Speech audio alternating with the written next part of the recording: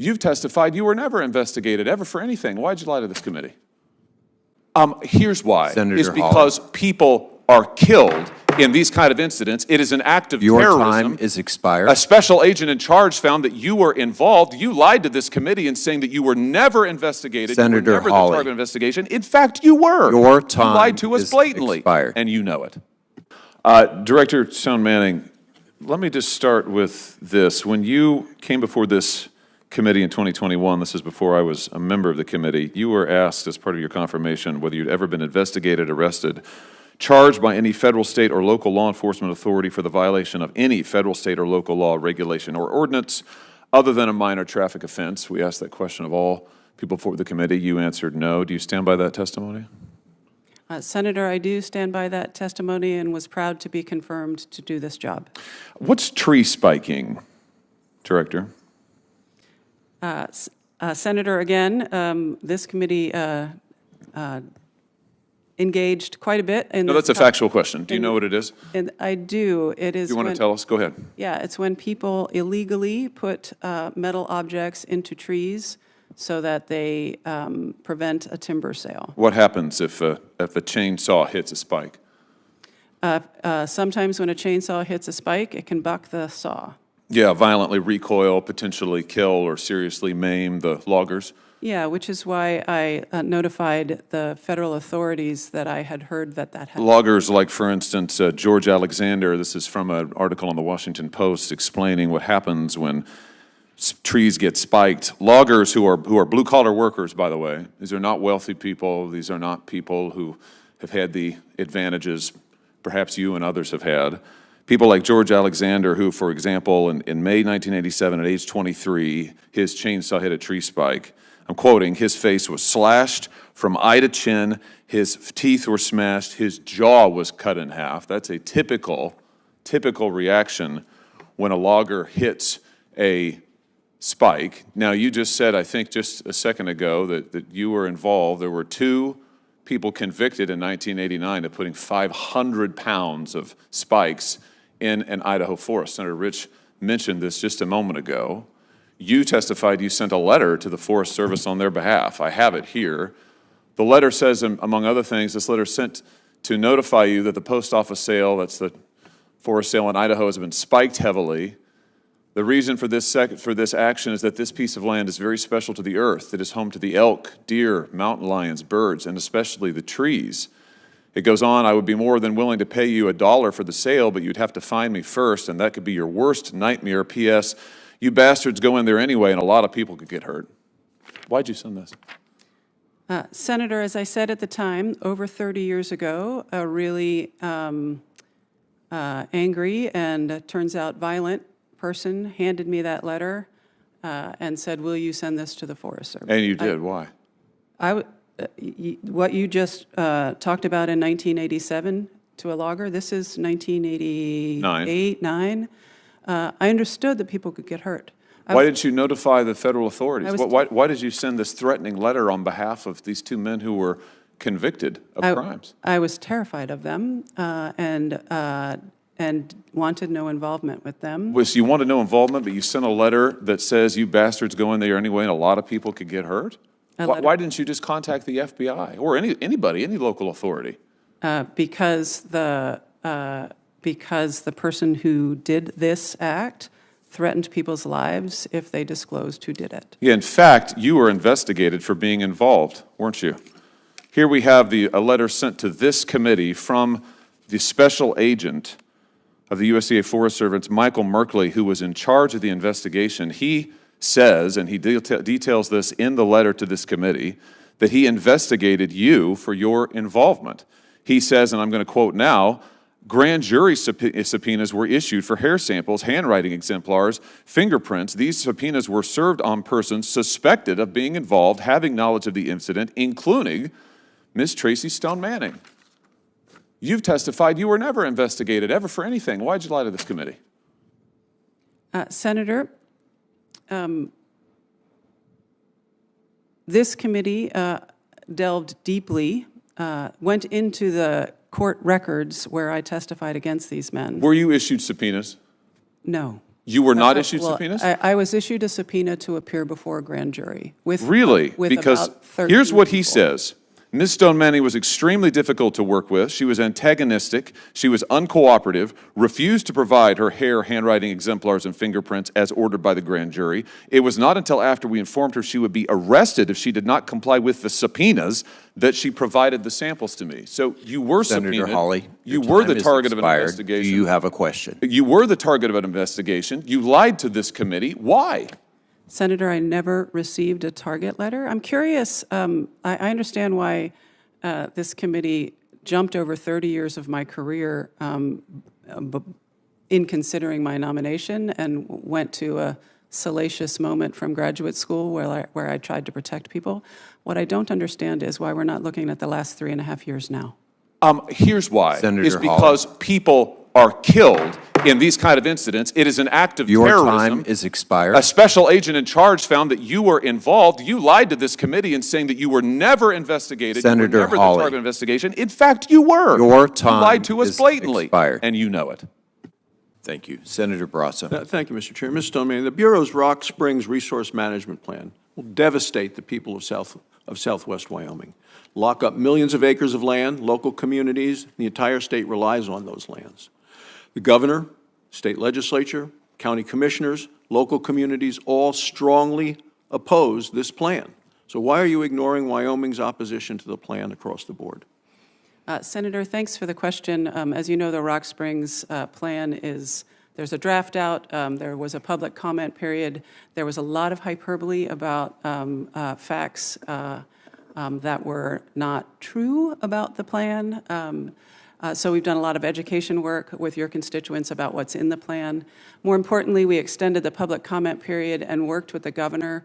He stood up a task force, and those folks got to walk in the shoes of our BLM field staff in Rock Springs to give us recommendations for the final. We're digging in, looking at those recommendations, and I am certain that Wyomingites will see their voices reflected in the final. Well, I just hope the BLM does not dig in, but actually reverses course on this issue. Last month, the Bureau took steps to prohibit coal leasing in the Powder River Basin. The Bureau claims that coal production in the region won't be impacted until the year 2038, so 14 years from now. The Bureau claims that existing leases are sufficient to meet expected demand for coal. My question then is, why is the Bureau taking this action now if you don't say it's going to have any impact for at least 14 years? Senator, thanks for the question. As you know, the President has asked us to turn and transition to a clean energy economy. The lands in the Powder River Basin are leased through 2041. And so you see the draft or the final before you. The record of decision is still in formulation. Well, I'd point out that the front page story in the New York Times not too long ago pointed out that this president's pipe dream is not actually something that can be possibly done in our country and our needs for energy, as the committee hearings have shown again and again and again. I think this plan is completely reckless. Last year, the Powder River Basin supplied 45% of all the coal mined in the United States, and if this carbon-free grid doesn't materialize, and I don't believe it will, what do? You suggest that we start importing coal from China and other places? Senator, I have great faith in the ingenuity of the American people. We are hard at work every day. We have permitted 7.9 gigawatts in just 3.5 years. I believe we can reach the transition the President has asked us to reach. Well, I agree that the ingenuity of the American people, it's really hard when your agency continues to block efforts to produce the critical minerals that we need and so much of the product that we need for the American economy. So in April, your Bureau issued a rule that will dramatically raise bonding requirements on oil and gas producers. This is money that producers must pay up front in order to operate on federal lands. According to the data from your own department, there were only 37 abandoned wells on lands managed by the Bureau. It's less than 0.1% of all the wells that the Bureau manages. So how do you justify your decision to increase bonding requirements by as much as 25-fold? Senator, both the Government Accountability Office and the Inspector General have written reports that suggest, I think rightly so, that our bonding rates, which are over 60 years old, are not high enough. We have thousands of idled wells on our public lands, and idled wells are the last stop before they become orphaned. Not all of them become orphaned, but the GAO found that thousands of them will. Yeah, well, I don't buy it. This rule to me is completely arbitrary, it's punitive, and you're trying to drive oil and gas producers off federal land. I think it's disgraceful. Finally, in my remaining time, Wyoming is home to the large population of greater sage grouse and its habitat. For over 15 years, with Republican governors, Democrat governors working together, Wyoming has been at the forefront of adopting new management approaches to protect the species. Instead of working with Wyoming, your Bureau plans to upend the state's successful efforts at balancing conservation with economic development. Why are you ignoring a state that has proven time and again that it can successfully protect the species? Senator, respectfully, I have a different view on our work with your state. We've been meeting twice weekly with the state of Wyoming as we develop the sage grouse plans. The only way to make these plans work is to work together with our partners in the states, and we have been doing so, and Wyoming has been helping us lead the way with the sage grouse task force at WGA. We are literally line editing the documents together, so I believe that they are going to have the durability that they need for success for the sage grouse. You know, John Kennedy spoke at the University of Wyoming in 1963, and it was part of his tour of conservation in the West. And he said, we need to maintain a living balance between man's actions and nature's reactions. I have a picture of him giving that speech. Tom Udall's dad, who was Secretary of Interior, was with him that day in Wyoming, and it just seems that the BLM has gone a long way away from maintaining a living balance and basically trying to shut down the state of Wyoming. Thank you, Mr. Chairman. Senator Risch. Ms. Stone Manning, we're going to talk today about the Lava Ridge Project. You're familiar with it? Yep. Okay, that's good. I represent 1.8 million angry people, angry at you personally. And it isn't just the people of Idaho. We've got the legislature voted unanimously, House and Senate, objecting to this project, saying don't do it. We have the 7 Idaho counties that are affected unanimously adopting a resolution of disapproval, saying don't do it. Your own BLM Resource Advisory Council voted unanimously not to do this and said don't do this. The Shoshone-Bannock tribe submitted 2 comment letters in opposition to this project. The Friends of Minidoka Pilgrimage Planning Committee, and Japanese American Citizen League, who operate the sacred ground in there where they had a Japanese internment camp in World War II, said, don't do this. We don't want this. We are angry about this. And I want to put this anger for you into perspective that you will understand. You remember previously your foray with Idaho was engagement in a conspiracy to spike trees in the national forest in Idaho. You recall that after you did that, the people that were charged, that you testified against in return for an immunity agreement, went to prison over it. Idahoans were angry. They were angry with those people. They were angry with you. Now they're seeing the same thing out of you because none of them want the debauchement of this 100,000 acres with these 660-foot towers on it. So, do you understand how angry we are about this? Senator, I can hear the anger in your voice, and I know that change is difficult. This wind proposal is big, but what we did do with your constituents was listen very hard, and the proposal now... No, you didn't. The proposal now is halved, and yet it will still provide energy for up to 500,000 homes, almost a gigawatt of power. Where are those homes located? I'll tell you, California. You know that. You think that makes us happy? Why don't you put this project in California? If they need the energy so bad, do it down there. We don't want this project in Idaho. So I have a question for you. You did this, by the way, you were talking about the shortage of your manpower. You put out this 832-page environmental impact statement that's nothing but drivel. In the statement, you know what I can't find? Anybody who supports this from Idaho. Can you name somebody or some entity in Idaho that supports this project? Senator, I have seen a couple hundred comments in support from Compared to how many Idahoans. opposed? I don't know the vote count. I'll help Not a you vote. out. Yeah. It's in the tens of thousands. Nobody wants this. Nobody wants this. Can you name anybody or any entity that wants this? Senator, the anger that you're talking about is of concern to me on the ground. I'm not going to rise to the rhetoric and name names. So what are we going to do about this? With all the opposition from Idaho and us getting no benefit out of this whatsoever, what are we going to do about this? That you just set that aside and proceed on? Who wants this? Who is it that's pursuing this? Is it you?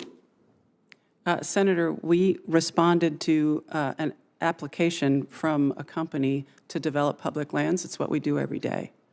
So it is a company that came forward and you're responding to them and ignoring 1.8 million people plus the entire establishment of our government in the state of Idaho. You're ignoring that for the company that came in and said, oh, here, we want to debauch 100,000 acres and put 241 windmills up on this land. That's how you're going to proceed.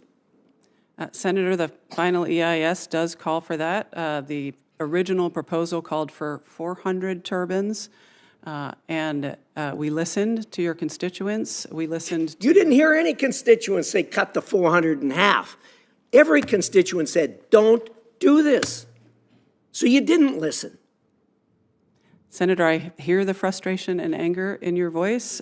We have issued the final environmental impact statement. It, of course, is not the final decision. That comes at the record of decision phase. You know, I warned everyone when your confirmation was up, if you had someone who had such disrespect for the natural resources of America, for our country, and for my state, Idaho, this is what we were going to see. You ought to be ashamed. The administration ought to be ashamed. The Secretary of Interior ought to be ashamed. This is awful, awful, awful management of our public lands. It's not multiple use, it's abuse of our public lands. Thank you, Mr. Chairman. Ranking Member Bross. Thank you, Mr. Chairman. Mr. Stoneman, the Bureau has yet to issue leases to the winning bidders of the December 2020 oil and gas leases. So it's now 2024, 2020 to 2024. When do you plan to issue the leases? Senator, thank you for that question. We are still working our way through multiple court decisions. When we issue them, we want them to be durable and stick. Because, you know, the law requires you issue the leases within 60 days, and it's now been over 3.5 years. So when do you plan, give me a date, when you plan to issue these leases that by law should have been released? Senator, I don't have a date for you at this time. Okay. 3.5 years, long time. Again, we need a date. Next, in June of 2022, the Bureau settled a lawsuit related to oil and gas leases that it had issued between 2015 and 2020 in Wyoming. In that settlement, the Bureau agreed to update the environmental analysis of the leases. So the Bureau's Wyoming office, the state office in Wyoming of the Bureau of Land Management, says they finished updating exactly what you wanted last summer. Finished what you asked for last summer.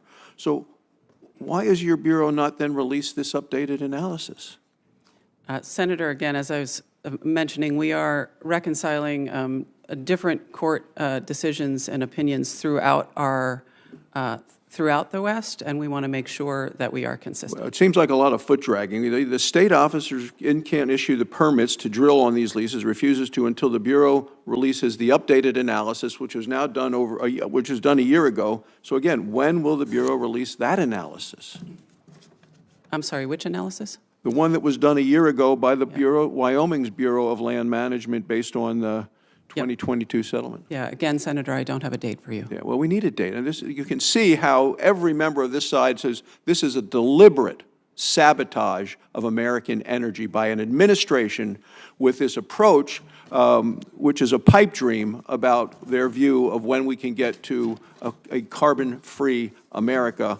And as our hearing showed last week, Mr. Chairman, China's beaten us to this because they're putting all the energy into AI, and that puts us at a competitive world disadvantage. Final question, because we're trying to keep this under 3 minutes. So last weekend, I was at the Wyoming Stock Growers Summer Convention in Douglas. A number of folks expressed concern about the process by which your Bureau considers public comments.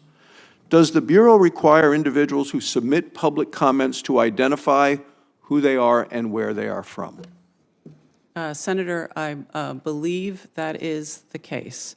And if I could revisit your last question, I don't think it's sabotage to be at record production highs for oil and to issue 11,000 APDs. It's a sabotage of public land use of the multiple use of the lands on public land. Well, so this is the question, getting with the question at front right now. So someone from a country like China or Russia or a computer which doesn't want us to develop our energy or our mineral resources, are they allowed to submit public comments? Is that correct? Because that's what we're hearing. The answer is yes. Yeah, I assume they are. It is, yeah. So they, can the Bureau even determine then whether a comment has submitted by a human or by a machine? The answer is no, you can't. In light of all this, shouldn't the Bureau give the most weight to comments from the people and the communities who actually live, as my friend and colleague just said, of what's happening in Idaho and what's happening, who actually live and most affected by the proposals? You might have suggested that your colleague has bots putting in comments. I don't think that's true. We read the comments very thoroughly. I think that we can tell when it's a bot and when it's a Russian and when it's an actual Idahoan, as the case is with what we got from the lava project. I don't understand what you're getting at, Senator. We're getting at the fact that it seems that the comments coming in and are being counted as equal are those that have been in the land for 5 generations and those coming from communist China. Thank you, Mr. Chairman. I guess I can see you're a little aggravated that we're after you for something that happened quite some time ago.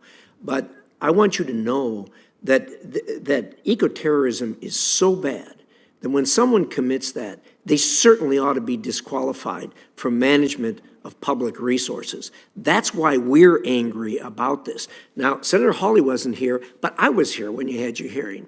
And you didn't tell us anything about that. You swore that you had never been investigated. And you knew better than that. In fact, you had an attorney. That attorney negotiated an immunity agreement so that you wouldn't go to prison. Isn't that true? Yeah, it's a yes or no, ma'am. Senator, I never received a letter saying I was under investigation. That was the question. There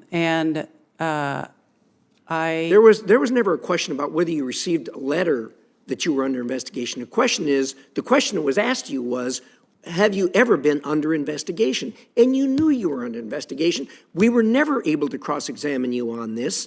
And as a matter of fact, after that, when it came to light, we started sending letters asking questions about it, and you wouldn't answer those letters. And you wound up getting confirmed on a party line vote, of course. Senator, all of this came out also in my Senate confirmation at the state of Montana, where we went into great depth about... Don't know anything about the state of Montana. I'm talking about sitting right here looking like this, where you were trying to become the head of the Bureau of Land Management.